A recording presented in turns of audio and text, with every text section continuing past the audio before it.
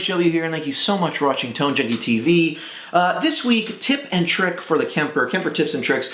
Let's talk about using the soft shaper as an overdrive pedal. Now you may be thinking, HW, what is a soft shaper? Well, a soft shaper is an effect in the Kemper right here that allows us to add in nothing more than just some soft clipping. What is soft clipping? Soft clipping is the type of clipping you get from a tube. You get from also overdrive pedals, as opposed to hard clipping, which you get usually from distortion pedals. You may have wondered, what's the difference between overdrive and a distortion pedal? Usually, 9 times out of 10, it's whether the clipping is hard clipping or soft clipping in that pedal. If you're familiar with the King of Tone overdrive or other circuits like it, the overdrive mode in the King of Tone, soft clipping. The distortion mode, hard clipping.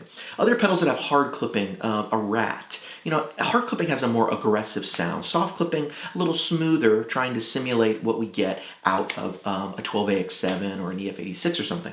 What you get out of a tube amp. That's what a soft clipping overdrive is trying to recreate there. Now, think about this. When you take an amp that's a little bit on the edge of breakup and an overdrive that's set kind of light, you're mixing together, meshing together these kind of two stages of clipping, and it forms sort of one salsa of distortion breakup, not distortion, one salsa blend of breakup, of overdrive, and it can sound really good. Pete Thorne has some videos about using a tube screamer lightly and those overdrive sounds coming together. Let's talk for a second about the two ways you can use the soft shaper overdrive. Now, my buddy Brian Carl, who you can check out here, has been using the soft shaper in the back of the amplifier section that is behind it for a while. And so I sort of got this idea from him because I started watching him use it back here. Now, using it back here is going to do two things. One, you're going to get a volume boost if you dial it in. Raising of any effect in volume after the amplifier section is going to be, the volume's going to be sensitive. So you're going to be able to get large decibel increases or decreases because you're able to lift and sort of lower the volume of the entire amp right there. And then from there, once you get your level of boost you want, you can add in however much sort of soft breakup or character you like with the gain control on the soft shaper. So that might sound something like this. I've got this soft shaper with a drive on 3 and the volume at 1.5. And what you're going to hear is just a little bit more breakup than you're getting from the amp by itself, but you're going to get more volume increase. Check this out. Here is the profile by itself.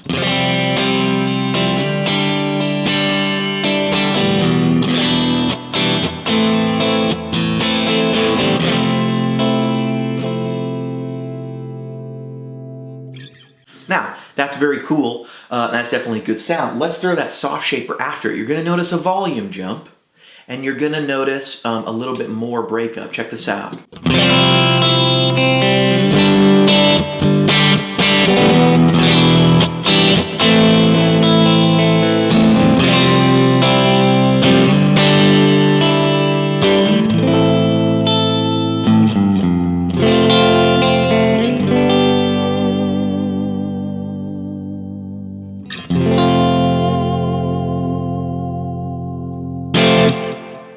It sounds good. It definitely sounds great. Now that is a great way to sort of pop up a little bit, bring up the dynamics of a sound you're using in a band. It's a great way to get sort of a second channel sound out of the Kemper.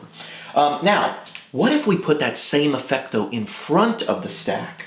So let's put it in front of the stack section. Here is that profile again. By the way, I'm playing the 65 England EF86 profile here, and you're going to be able to get that very soon, or at the time you're watching this video, you can get it right now, and it's going to be part of the Tone Junkie Pay It Forward pack. More on that coming up.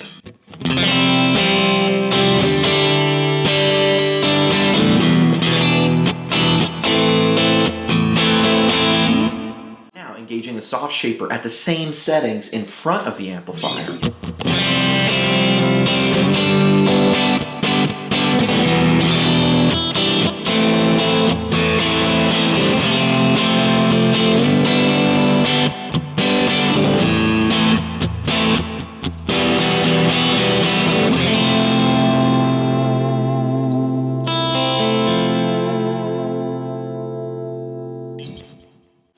what you're hearing there is a lot more saturation coming in.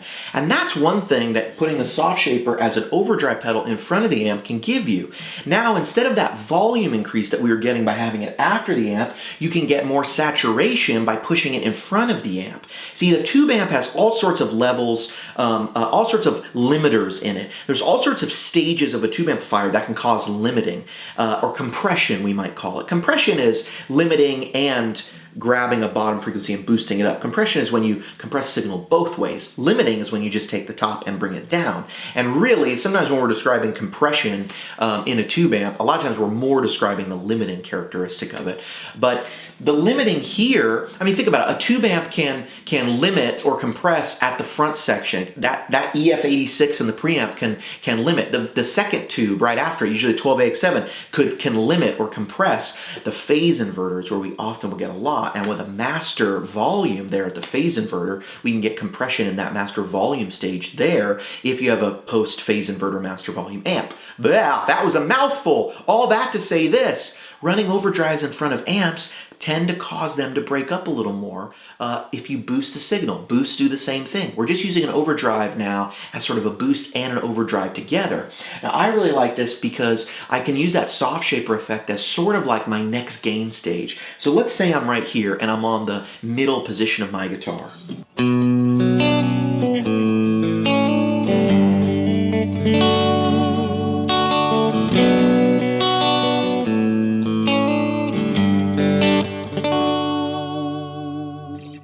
Let's say I want a little more, I want to be a little more aggressive, I go to the bridge.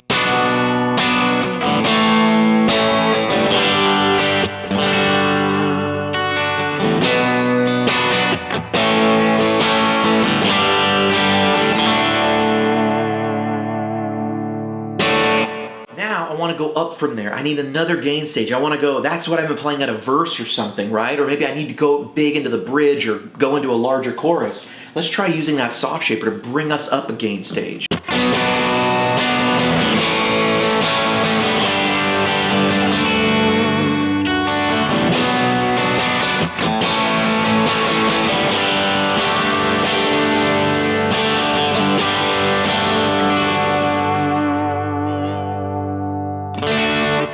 Now that's a really cool way to get three sounds.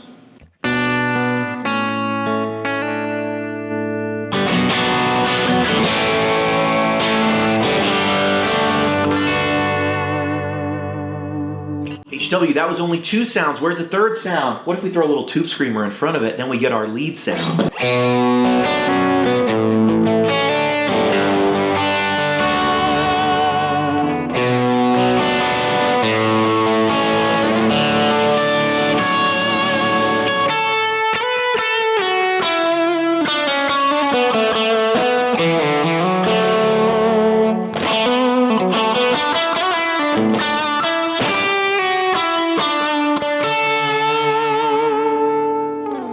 That tube screamer, then adding in all that mid-range. So what you get is a amplifier. Add in your first kind of gain stage thing on top of the amp, which is you're using it like a gain stage, or you're using it like a second stage kind of drive. And then you're going right, your amp being a first stage, maybe, you're very clean, edge of breakup, your second stage, maybe there's a third or something. I don't know, however you think of it. I never really think of overdrives in the terms of 1, 2, 3. It never really needs to be that neat to me, because a lot of times with an amp at this level, you can get dirtier just by going to the bridge, and sometimes that gives you what you need. But setting the soft shaper up this way to be your sort of more pedal, your gain stager pedal, and then using a tube screamer in front of it just can give you some awesome results. Again, aggressive.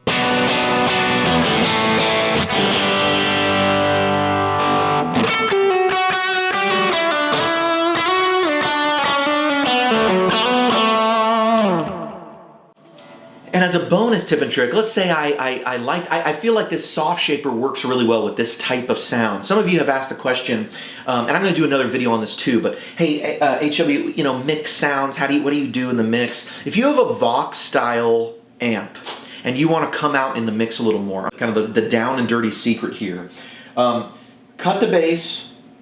I'm going to cut the bass by 0.8. These measurements don't matter, just look at it. I'm gonna cut the bass by like 0.8. I'm gonna boost the mids by like 0.8. I'm gonna boost the treble like kind of a lot, like by 1.1. And then I'm gonna boost the presence 0.8, okay? I don't know, I like 0.8 or something. Now check out the sound of this. You're gonna get a lot more chime, you're gonna get a lot more brightness, and it's gonna allow you to run more delay and reverb if you like to be ambient, but still come out ahead, sort of ahead of the sound. You know what I'm saying? Check this out. You're still gonna be present in the mix. Watch this.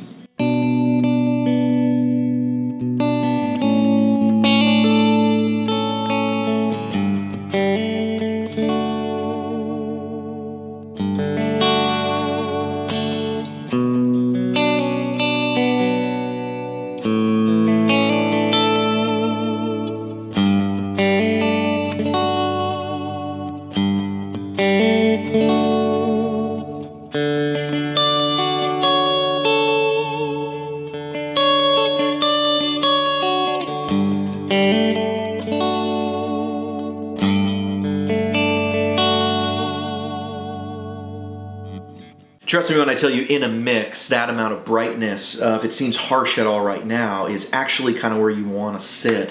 And cutting out some of that bass, you know, here you might notice, oh, you could lose a little more. No, you're not going to miss that in the mix at all. But adding the soft shaper on top of that also gives you another great sound.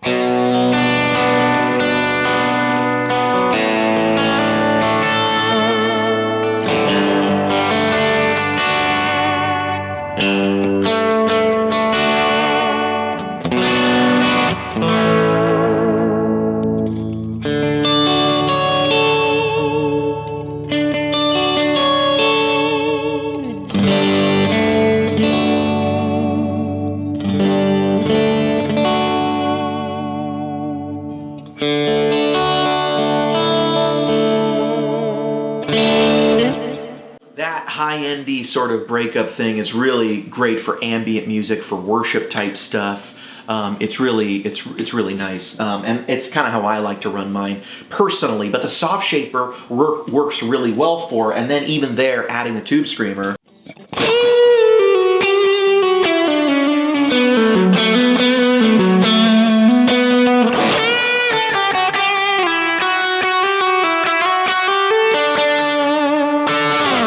You know, it just works.